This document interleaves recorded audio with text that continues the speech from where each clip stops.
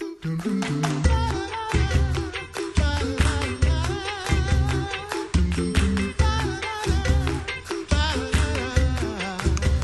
back to the Coffee Hour. I'm Andy Bates. I'm Sarah Gulseth. And the rain has let up for a couple of days. Hopefully. Still for in the a few forecast. minutes. That's true. It didn't rain yesterday, though, and it was supposed to. We may have more. And that rain has certainly had an impact here in the Midwest. We, not too long ago, talked about the floods in Nebraska. Now, what does that mean here in Missouri? Joining us by phone this morning, the Reverend Dr. Lee Hagan, president of the Missouri District of the Lutheran Church Missouri Synod. Dr. Hagan, thanks for being our guest this morning. Hi, it's my pleasure. Thanks for the opportunity, Andy. Yesterday, you and a crew ventured out, not just on land, but also on water to see how far this flooding has reached and the communities that it's affecting. Tell us a little bit more about that trip and what prompted your trip out on the water. Sure. The Orchard Farm area is north of St. Charles, and we've got a Lutheran church and a school up there. And it's a really interesting area because that's where the Missouri and the Mississippi meet, and even on the across towards the Illinois, on the Illinois side, that's where the Illinois River, that basic area, it meets also. So you have this confluence of multiple rivers, and there's been a lot of flooding up there that has really come as a result of the Mississippi River, and so we wanted to be able to get a better sense of the scope of the flooding. And so, when we got into the boat, we were 1.5 miles from where the Mississippi normally is when it's, when it's in its riverbed. So it was disheartening, a bit overwhelming to see. And a lot of those families, they've been displaced since mid-March. So it's, we're talking a lot about it with the cresting. Hopefully, right now the river's cresting, but the response is going to be something that takes place over weeks throughout the rest of the summer. You mentioned being 1.5 miles from where the river normally is. How much land is actually covered by this flooding right now? I can't begin to imagine. I mean, we're going there's a small airport out there where there were planes, water all around the plains, but just one farm field after another. And that's one of the things is, we're struck by when we see a house that's underwater, but all of those fields, that's affecting people's livelihoods as well. And so we got to visit with a young man who farms with his father. He's in his late 20s. And, they've got a lot of hard decisions to make regarding insurance and, getting their crop into the ground so late. It's just very challenging for people because a lot of our farmers, they operate on what their past history is and what they know. And when you're talking about flooding like this, nobody's quite sure, unless they really were farming in 93. And a lot of them were, they don't necessarily have all the frame of reference. And this flooding is different than 93 was. It's not just affecting the ground the same way.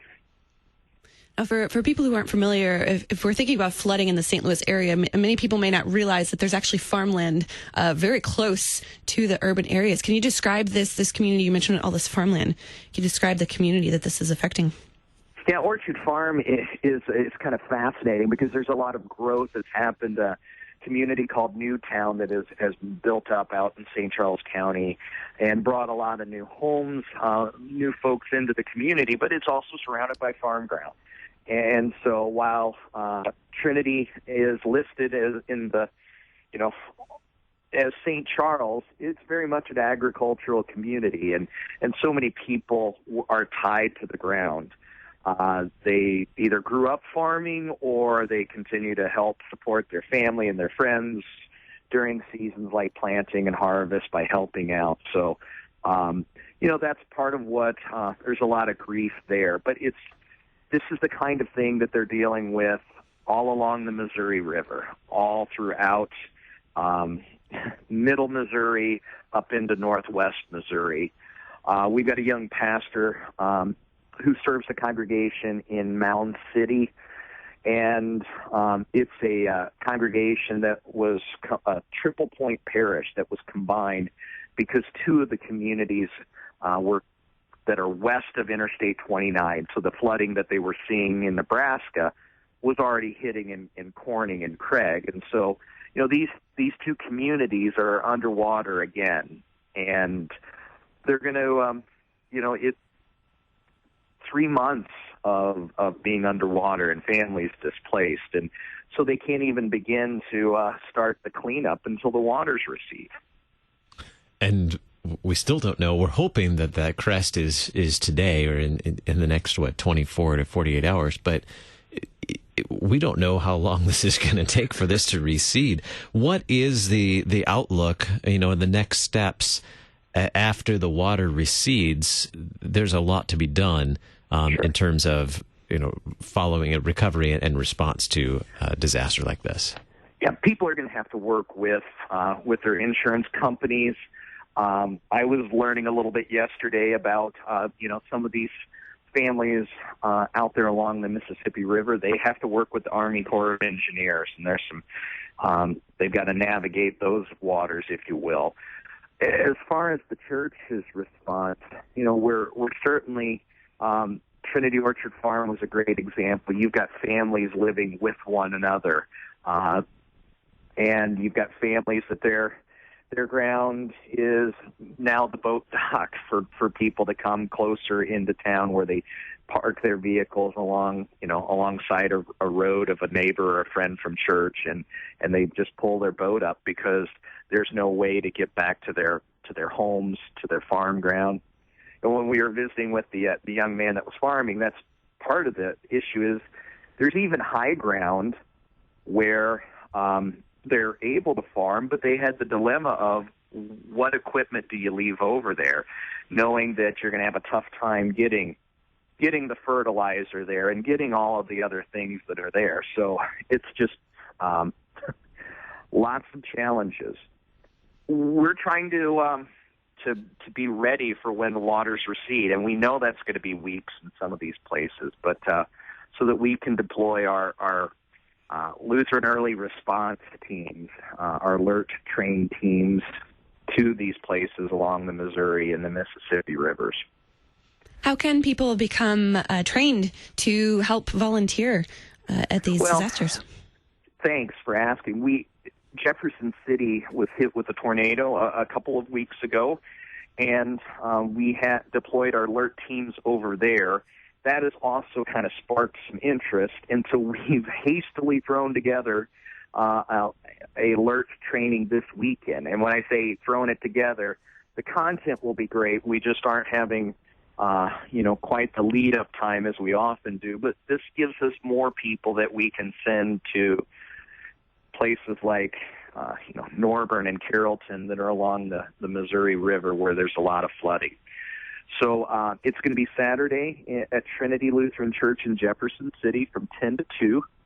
Pastor Greg Meck is going to be leading it. Pastor Meck is the pastor from Emmanuel and Joplin, and he certainly knows a lot about disaster response. He's served the congregation when the tornado hit a number of years ago, and he's just been a real leader in our synod in disaster response. So anyone in Middle Missouri or even St. Louis folks that are willing to make the trek over, going through the training just helps sensitize you why we do what we do and what are the ways that we can show mercy in times such as this. And the people in Orchard Farm yesterday were so appreciative of the financial support, of the prayers and encouragement. So there's a long road ahead, but it is such a blessing and a comfort to know that there are brothers and sisters in Christ who will be there to help them in the months ahead.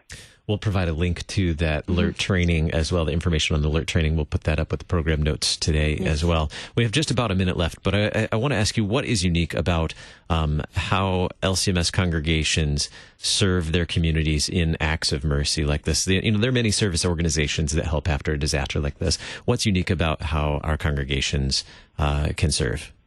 Well, I think one of the things is we're in it for the long haul. We're in these communities, and so we're not parachuting in and leaving. And so, we saw that in Joplin. After everyone else had left, we were still there serving meals. We were still there walking alongside of people. And so, the folks in Orchard Farm, they are caring and supporting one another.